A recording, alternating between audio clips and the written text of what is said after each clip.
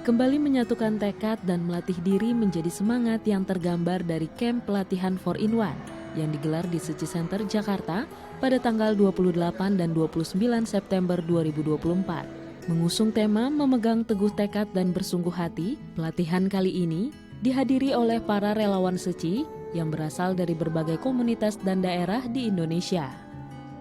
Tekad itu tidak bisa kita cuma jalankan, kemudian kita udahan gitu.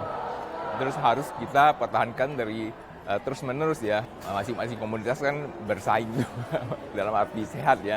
Jadi kalau komunitas lain bisa melakukan, kita bisa melakukannya dengan lebih baik, kenapa tidak gitu. Jadi terus begini komunitas lain caranya, saya lakukan dengan cara yang lebih baik lagi begitu. Harapan kita sih ya dari hari ke hari semua komunitas tuh makin baik aja. Acara diawali dengan mendengarkan Dharma 37 faktor menuju pencerahan yang dibawakan langsung oleh teman Sefu dari Kriya Chingse, Taiwan. Selanjutnya, sharing inspiratif juga disampaikan oleh Xiong Semin, relawan asal Seci Taiwan yang juga mengemban tanggung jawab sebagai Wakil Ketua Badan Misi Amal Seci Taiwan. Ia membagikan pengalamannya saat melayani masyarakat, khususnya dalam menyalurkan bantuan kepada korban bencana di berbagai wilayah.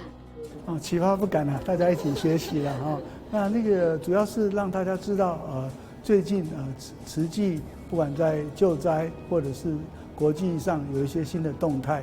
那目前比较新的就是日本的震灾，尤其是日本我们1月1号能登半岛的这个地震。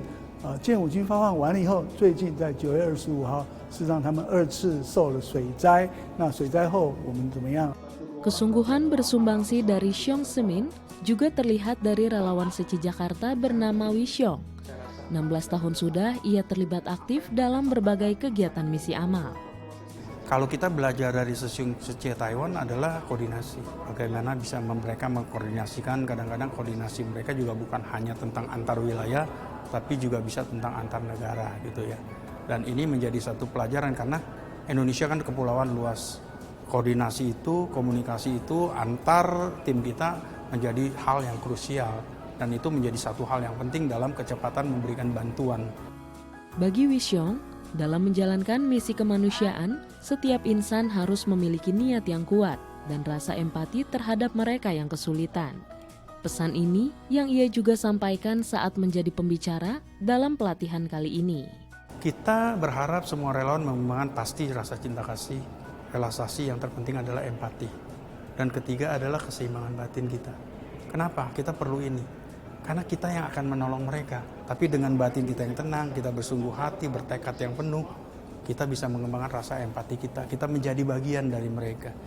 Relawan Seci Taiwan juga hadir memberikan semangat baru lewat berbagai pengalaman tentang penerapan 4-in-1, pemekaran wilayah, perhatian teman sedharma, dan regenerasi.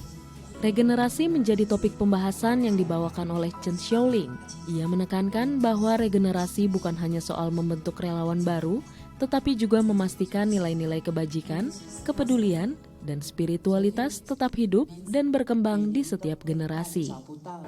其实就是我因为来慈济真的是我们都一直在做那个就是扶伤救苦的工作。那其实是我们在培养自己的慈悲心，那也会希望说更多的人来加入这个行列，会希望大家来到这里都是欢喜的，因为如果有欢喜的心，这个菩萨道它才能够永续。 Kenapa saya mau melanjutkan tongkat estafet dari Mama ya? Itu karena saya merasa ini merupakan harta yang tidak ternilai ya Sece ya. Karena kita melihat Dharma ini kan kata Master ini zaman kemunduran Dharma. Nah, saya sendiri pribadi setelah mendengarkan ceramah Master tiap pagi ya kan di kebaktian dan juga di beberapa event ya kan, saya merasa Dharma ini itu harus terus dilestarikan ya dari generasi ke generasi, karena ajaran kebenaran ini memang sulit diterima apalagi di zaman teknologi ini. Selain itu, relawan asal Malaysia Chen Sunfu juga menceritakan perjalanan hidupnya yang mengalami transformasi sejak bergabung dengan Seci pada tahun 2008. Sebelum mengenal Seci, kehidupan relawan ini fokus pada materi. Ia mengaku tak peduli dengan penderitaan orang lain dan memandang kesuksesan dinilai dari seberapa banyak harta yang ia kumpulkan. Namun perjalanan hidupnya perlahan berubah ketika ia mengenal Seci dan mulai mendengarkan ajaran Master Cheng Yen. Master Cheng Yen mengajarin saya bagaimana berbahagi, bagaimana memberi tanpa pamrih, dan juga mulai ada peri kemanusiaan. Ada rasanya sakit atas sakitan orang, juga ada rasanya ingin membantu. Daripada dulunya, kalau orang lain sakit, itu masalah orang lain, tak ada hubungan dengan saya. Seiring berjalannya waktu, ia mulai memperbaiki hubungan dengan keluarga yang sebelumnya terasa renggang. Keharmonisan kembali dirasakan di tengah-tengah keluarga, bahkan seluruh anggota keluarganya kini aktif sebagai relawan Seci. Keterlibatan di Seci menjadi bentuk bakti yang ingin ia persembahkan, tidak hanya kepada keluarga yang masih hidup, tetapi juga sebagai wujud penghormatan dan balas budi kepada orang tua yang telah tiada. Saya sangat senang keluarga saya, isteri dan saya, kita juga komisioner. Saya sangat bersyukur saya punya ibu juga jadi komisioner dan pembantu saya juga kakak. Ya, dia kerja dengan saya di Malaysia, dari Indonesia. Dia juga jadi komisioner. Ya, dan juga 3 anak saya juga ikut aktivitas di Seci.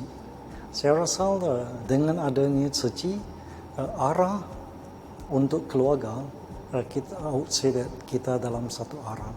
Melalui pelatihan ini, relawan Seci bersatu hati untuk terus membina diri dan menambah pengetahuan. Harapannya hal tersebut dapat menjadi bekal para relawan saat menyebarkan cinta kasih di tengah masyarakat.